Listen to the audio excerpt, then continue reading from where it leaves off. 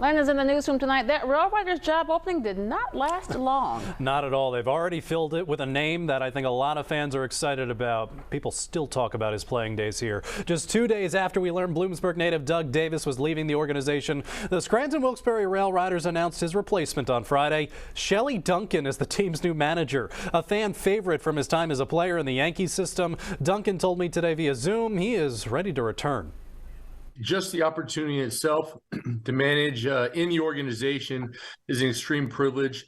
To be a part of the organization for 10 years as a player, to come back to a city that I got to spend parts of 3 seasons in is extremely exciting to me. More from Shelley Duncan on WNEP.com and the WNEP app.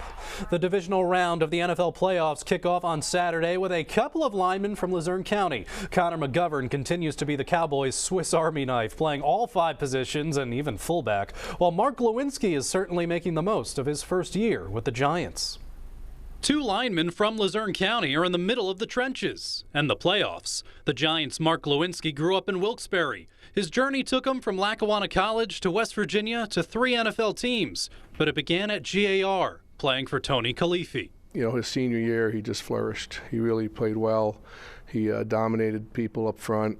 He was a leader on the line, and the next step was to get him to Lackawanna, where Coach Duda did a great job getting him to where he had to be. You know, Mark's a really interesting story. You know, he came here and really worked himself into being a Division I player, and I don't think it's ever been really easy, right? Like, he never had an easy path. I mean, everybody's talking about, you know, a GAR high school guy, good football player, but nobody ever dreamed he'd be in this level. So great to see a good person have good things happen. They're going to kick out with the right guard, Mark Lewinsky. I have a sense of pride. I can't fool anybody. I do. I mean, to coach somebody and see him have this type of success, it's just great. Another offensive lineman from Luzerne County will suit up on Sunday with Dallas. Connor McGovern is a few years younger than Glowinski. His path to the NFL a bit more straightforward. From the black turf here at Lake Lehman to Penn State to the Cowboys, where he spent his entire NFL career. Every time the Cowboys come on, my son's yelling for me. Just to have that connection that somebody's on that stage of life right now and to be a part of it and watch it,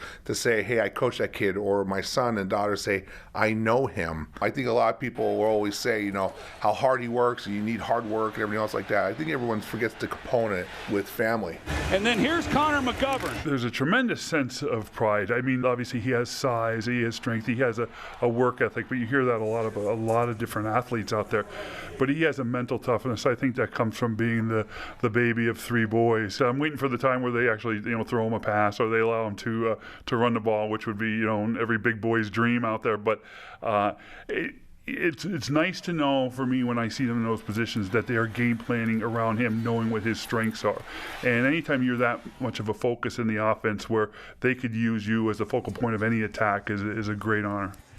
Well, a huge duel for the top-ranked Penn State wrestling team hosting number 4 Michigan. Both teams undefeated in duels. 141 pounds. That's Bo Bartlett, the Wyoming Seminary product, with the reversal. He wins a 7-2 decision over Cole Matten. That gives the Nittany Lions the team lead, and they would not let it go. 157 pounds. Penn State's Levi Haynes with the sudden victory over Michigan's Will Lewan. 3-1. Haynes gets the upset. 165 went into a tiebreaker. Again, Penn State's Alex Facundo with the escape. That's good enough to upset Cameron Amin. To 174, we get the only pin of the duel, top-ranked Carter Starachi. He wins by fall, and that is how Penn State remains undefeated, 30-8 over Michigan.